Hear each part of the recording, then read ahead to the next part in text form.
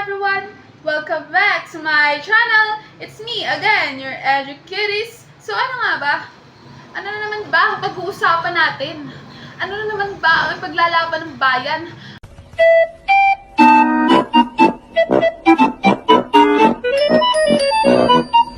Charot!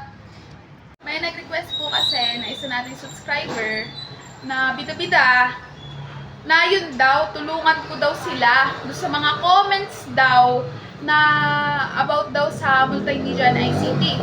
So, ito naman ako, utu-utu ako, diba? Utu-utu ako. O, alam ko. Sige.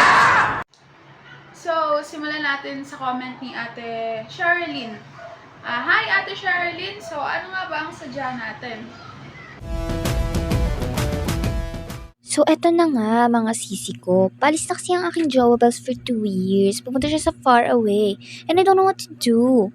Paano ba namin magagamit ang multimedia para mapanatiling matatag ang relationship namin?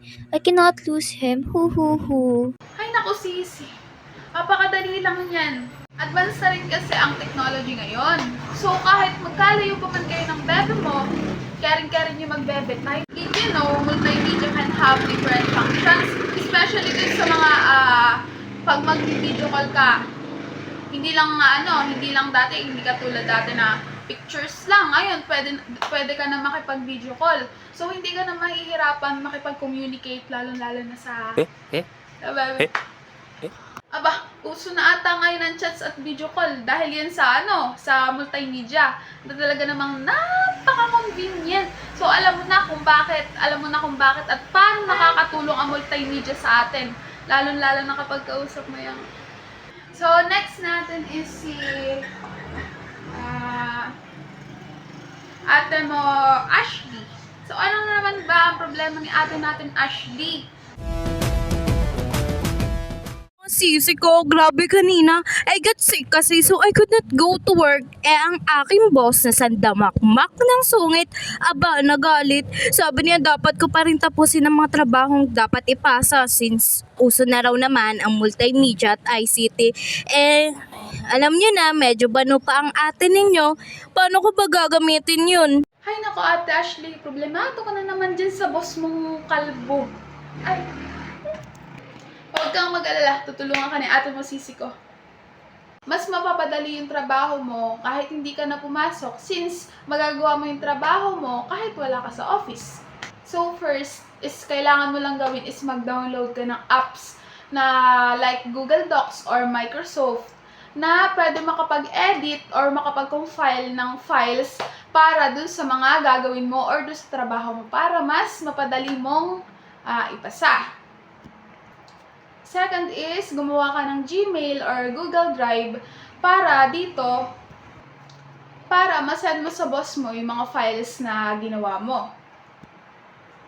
So, if ever na may mga meetings kayo, pwede kang gumamit ng Zoom or Gmeet para naman hindi ka maiwan. So, ayun lang sisi ko. I hope na makatulong sa'yo ng kauntian yung mga tips na binigay ko. Thank you so much! Bye! So, next naman natin is si Ate Yasmin. Ano naman kaya ang problema ni ate natin Yasmin? So, ano nga ba? Mga ate, ang aking nanay nasa ibang bansa, hindi ko alam paano siya makakausap, pero binigyan niya ako ng cellphone. Ano yung gagawin ko rin para daw matawagan ko paano nga ako gagamit ng garin Hay nako ate Yasmin, hindi mo naman alam kung paano gamitin yung cellphone mo. So ayun nga, hindi nga daw niya alam guys kung paano gamitin daw yung cellphone niya. May cellphone nga siya, hindi naman siya marunong gumamit.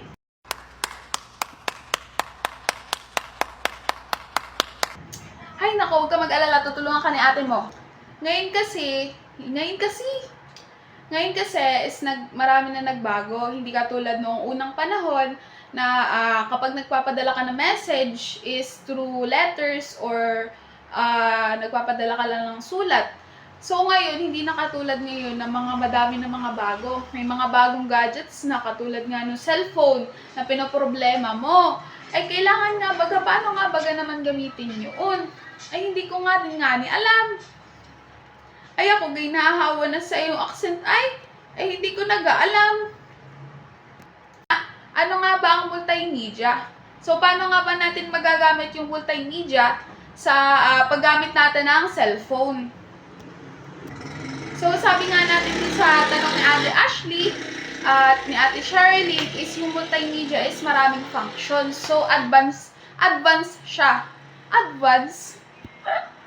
So, ang multimedia is combination ng image, video, audio, at animation. So, sa pamamagitan ng iyong cellphone, hindi ka na mahihirapang makipagtsikahan sa mga kaibigan mo, sa pamilya mo, especially kapag may family ka na nasa ibang bansa. Hindi mo na, kunwari, paghihingi ka ng baon, hindi ka na mahihirapang kontakin si mami. Mami, pahingi pong baon. Hindi na kasi madali na kasi may multimedia na. Mas madali ka makakapag-communicate kahit nasa malayong lugar yung tinatawagan mo. So, ayun. Hanggang dun lang yung masasabi ko, Ate Yasmin. So, I hope na makatulong. Ayun, sana naintindihan.